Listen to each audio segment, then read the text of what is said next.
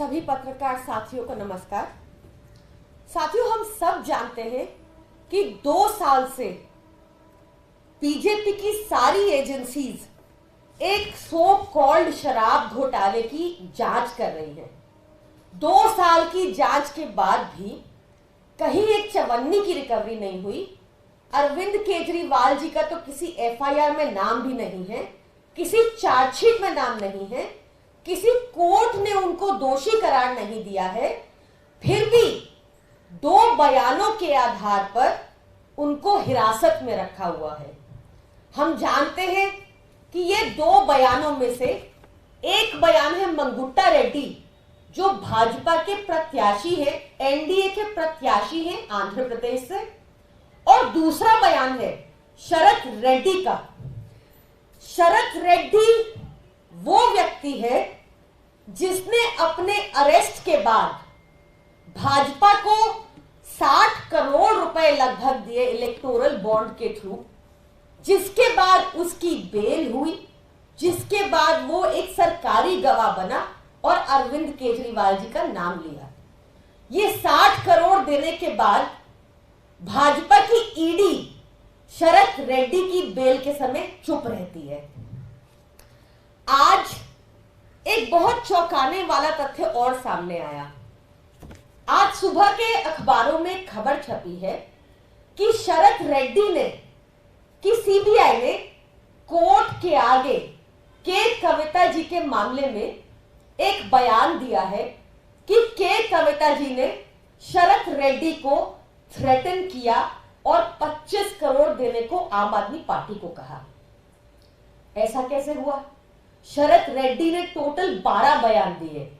12 में से जो 10 बयान थे, भाजपा की एजेंसीज ने इनको कोर्ट के सामने सप्रेस किया।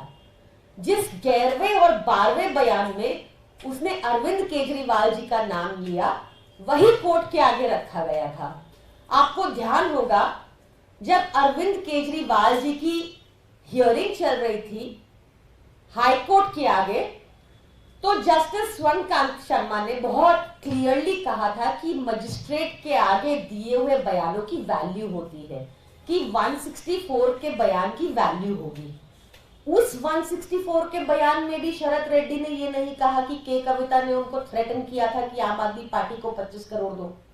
आज से पहले जो 12 बयान दिए, किसी में भी उसने ये नहीं कहा कि के कविता ने थ्रेटन किया शरत रेड्डी को कि 25 करोड़ आम आदमी पार्टी को दो। तो ये एकदम से नया बयान कहां से आया? ये कहीं से नहीं आया। ये भाजपा की एजेंसी न्यूज प्लांट कर रही है, फिर से एक गलत काम कर रही है। न्यूज प्लांट करके माहौल बनाने की कोशिश कर रही है। ना कोर्ट के आगे ये बयान हुए, ना सेक्शन 50 पीएमएलए की स्टेटमेंट में शरत रेड्डी ने ये बयान दिए, बस अखबारों में आज ये बयान आया है। तो बहुत जरूरी है कि भाजपा की एजेंसी से पूछा जाए कि क्या तुमने अब तक जो 60 करोड़ शरत रेड्डी के अरेस्ट के बाद शरत रेड्डी की कंपनी ने भाजपा को दिए, उसमें किसी को आरोपी बनाया? क्या जांच की कि ये 60 करोड़ देने के बाद ईडी शरत रेड्डी की बेल के समय चुप क्यों हो जाती है?